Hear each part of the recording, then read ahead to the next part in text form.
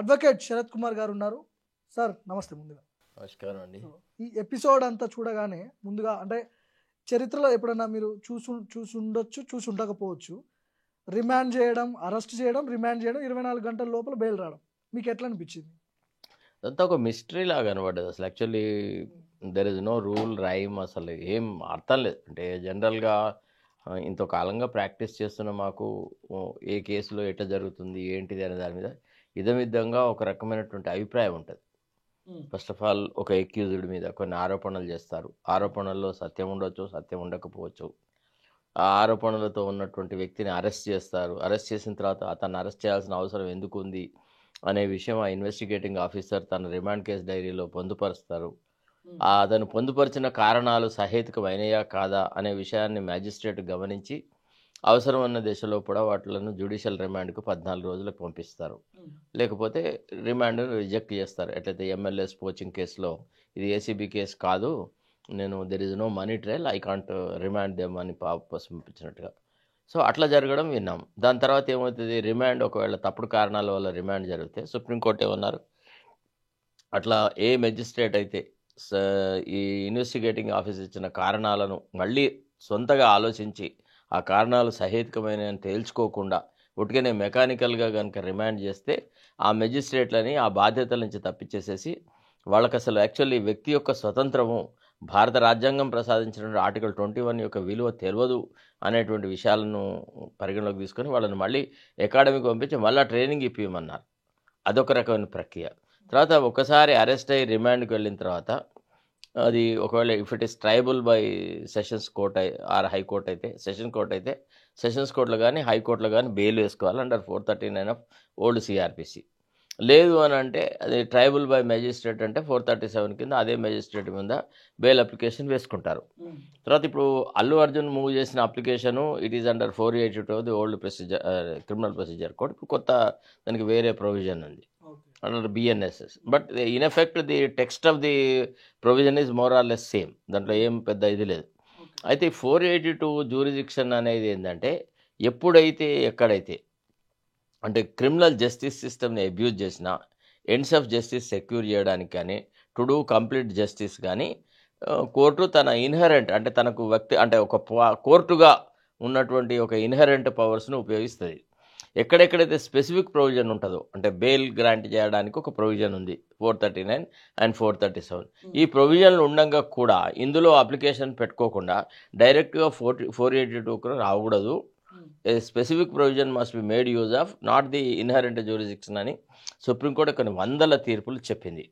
తర్వాత రెండోది ఏంటంటే ఒక పక్క మెజిస్ట్రేట్ అదే రోజున జ్యుడిషియల్ రిమాండ్కు పంపించిన తర్వాత ఆయన జ్యుడిషియల్ రిమాండ్ ఆర్డర్ను ఛాలెంజ్ చేయకుండా కేవలము రిమాండ్ కేస్ డైరీ బేసిస్ మీద ఎఫ్ఐఆర్ మీద ఆయనకి ఇంటరిమ్ బెయిల్ ఇవ్వడం అనేది చాలా అరుదైన విషయం. అంటే ఇన్నేళ్ళుగా ప్రాక్టీస్ చేస్తున్నా నాకైతే ఎప్పుడు అట్లా కనపడలేదు. రెండోది ఏంటంటే ఇప్పుడు సహేతుకమైన కారణాలు ఉన్నాయా లేదా, మెజిస్ట్రేట్ గారు రిమాండ్ పంపడం కరెక్టా కాదా అనేది రివిజనల్ జ్యూరిడిక్షన్ కింద వస్తుంది. అది కూడా హైకోర్టుకే ఉంటుంది. రివిజనల్ జ్యూరిడిక్షన్లో కూడా హైకోర్టు చేస్తారు. దానికో జడ్జి ఉంటారు, దీనికో జడ్జి ఉంటారు. ఇప్పుడు హైకోర్టులో బెయిల్స్కి ఒక జడ్జి ఉంటాడు.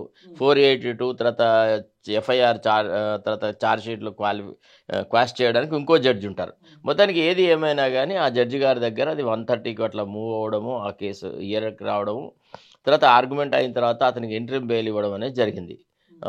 ఒక డబ్బులు ఇన్ఫ్లుయెన్స్ ఏమైనా జరిగిందంటారా? దీంట్లో చాలా మంది పెద్ద తరకాయలు ఉన్నాయి, డబ్బు ఇన్ఫ్లుయెన్స్ లేకపోతే సెలబ్రిటీ కాబట్టి నేను చర్చలు వస్తున్నాయి. నో అట్లాంటిది సరే, అది బయట ఎవరో ఒకళ్ళు ఏదో రకంగా బాధ్యతారహితంగా మాట్లాడితే నేను మాట్లాడను. కానీ నాకు తెలిసిన మేరకు డబ్బు ప్రమేయం కంటే ఎక్కువగా గవర్నమెంట్స్ ఫెయిల్యూర్, ప్రభుత్వం పక్షం నుంచి అట్టర్ ఫ్లాప్ పర్ఫార్మెన్స్ ఉండేది. ఇప్పుడు ఎట్లుందంటే ప్రభుత్వం తరపున ఉన్నటువంటి న్యాయవాది అల్లు అర్జున్ న్యాయవాదితో ఇక్కడ పోటీ పడలేకపోయిండు. Correct, exactly. ప్రభుత్వ న్యాయవాదులు ఎందుకు ఈ కేసులన్నీ ఎందుకు ఓడిపోతున్నారు ప్రభుత్వం తరపున కేసు? అది ప్రభుత్వం సమాధానం చెప్పాలి, తర్వాత కోర్టు చెప్పాలి, అది మనకు తెలియదు. మనం వాళ్ళ గురించి కామెంట్ చేయాల్సిన అవసరం లేదు. కానీ అక్కడ మనం మ్యాచ్ చూస్తే ఇప్పుడు 2 గుర్రాలు ఉరుకుతున్నప్పుడు ఏది ఉరుకుతుంది ఏది నడుస్తుంది అనేది మనకు తెలిసిపోతుంది.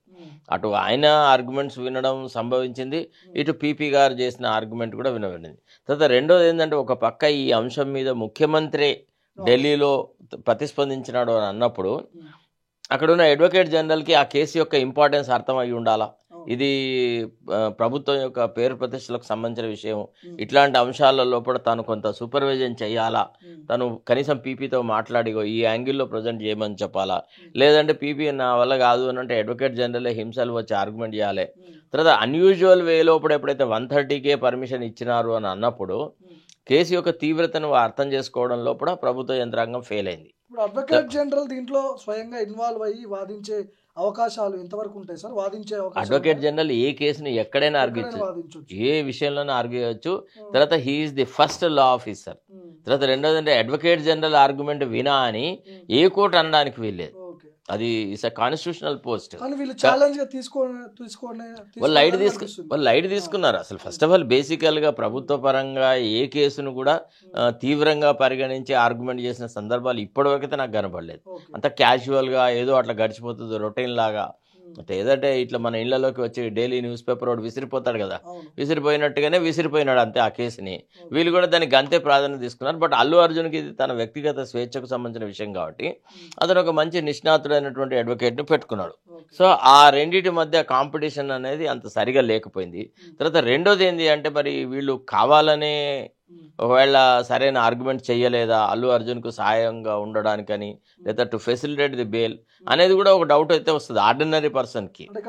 ముఖ్యమంత్రి రేవంత్ కొన్ని వ్యాఖ్యలు చేసిండు అల్లు అర్జున్ పై, తన పని తాను చేసుకొని పోతుంది, సెలబ్రిటీ అయితే ఎవరైతే అని చెప్పి మాటలు మాట్లాడండి. ఇక్కడ మీకు ఎందుకు మాట్లాడాల్సి వస్తుంది? అలా కాదు. ఒకటేందంటే first of all fundamentally Revanth Reddy ఒక అవకాశవాది, తన అవసరానికి తగ్గట్టుగా మాట్లాడతాడు. ఇక్కడ అక్కడ అనేది అతనికి ఏముండదు. Ultimately at the end of the day అతనికి ఏంటంటే వ్యక్తిగతంగా తన పర్సనల్ ఇంట్రెస్ట్కి ఏది సూట్ అవుతే అది మాట్లాడతాడు. తర్వాత అల్లు అర్జున్ వాళ్ళతో కానీ, చిరంజీవి కుటుంబంతో కానీ, లేకపోతే పక్కకున్న రాష్ట్ర ముఖ్యమంత్రి చంద్రబాబు నాయుడుకి అతి సన్నిహితంగా ఉన్నటువంటి అల్లు అర్జున్తో ఇతను పోటీ పడతాడా, ఇతను అల్లు అర్జున్ పట్ల కొంత వివక్ష ప్రదర్శిస్తాడని ఒక $1 మిలియన్ క్వశ్చన్. పైకి మాత్రం ముఖ్యమంత్రిగా ఏదో ఒకటి చెప్పాలి కాబట్టి పెదవి తుడుపుల కోసం అని చెప్పేసి అల్లు అర్జున్ ఒక పెద్ద వ్యాపారవేత్త, సినిమాలో పెట్టుబడి పెట్టినాడు, ఇన్వెస్ట్ చేసినాడు, లాభాలు వచ్చినాయి అంతే. అతన్ని అరెస్ట్ అయితే ఇంత పెద్ద ఇదేంది, ఆయన దేశం కోసం కొట్లాడా అది ఇది అన్నాడు. అసలు అదే రోజున మార్నింగ్ నేనన్నాను ఆ మాటలు. నేను అన్న తర్వాతనే కాసేపటికి ఆ ముఖ్యమంత్రి కూడా సేమ్ మోరార్లెస్ ఇదే అంటే నాతో చాలా మంది ఫ్రెండ్స్ ఫోన్ చేసి ఏమైనా నువ్వు రేవంత్ రెడ్డితో ఎప్పటి నుంచి ఫ్రెండ్షిప్ చేయడం మొదలెట్టా నన్ను కొంతమంది అడిగినారు. కాదయ్యా, నేను ఒక ఇన్సిడెంట్కు సంబంధించిన వ్యవహారాలు మాట్లాడడం తప్ప నేను రేవంత్కి అనుకూలంగానో వ్యతిరేకంగా మాట్లాడాలన్నంత ఆదుర్ద నాకు లేదు. నా ఆలోచన సరేలే అట్లా కాదు. కాకపోతే ఈ విషయం లోపల ముఖ్యమంత్రికి బాధ్యతను అంటగడుతూ ముఖ్యమంత్రి ఏదో ప్రభుత్వ పరంగా కొంత అలసత్వం జరిగిందని కేటీఆర్ ట్వీట్ చేయడం అది కొంత జుగుప్సాకరంగా ఉంది. అదంతా డిస్టేస్ట్ఫుల్గా ఉందన్నట. ఆయన ఆ మాటలు మాట్లాడేది కాదు. ఎందుకంటే ఒక క్యాబినెట్లో మంత్రిగా పనిచేసినవాడు, లెజిస్లేటర్గా పనిచేసినవాడు, మరి పోలీసు చేసేటువంటి దినచరి చర్యల మీద ముఖ్యమంత్రికి కంట్రోల్ ఉంటుందా? ముఖ్యమంత్రికి ఎన్ని విషయాలు తెలుస్తాయి, ఎన్ని విషయాలు తెలియజేసే అవకాశం ఉంటుంది? మళ్ళీ ముఖ్యమంత్రి హెడ్ క్వార్టర్స్లో లేడు, ఢిల్లీలో వేరే కార్యక్రమాల్లో ఉన్నాడు. ఆయనను డిస్టర్బ్ చేస్తారా, ఆయన సలహాలు తీసుకుంటారా అనేది ఇది ఒక అంటే అడ్మినిస్ట్రేటివ్ మెకానిజం అనమాట. దీన్ని అర్థం చేసుకోకుండా అంత బేకూఫీ మాటలు ఏంటంటే రేవంత్ రెడ్డి అది ఇదని ఆయన మాట్లాడిన తీరు ఆయన అక్కస్సును బయట పెడుతుంది. దీంట్లో రేవంత్ రెడ్డికి ఏం సంబంధం లేదు. రేవంత్ రెడ్డి అసలు ఎందుకు పట్టించుకోవాలి?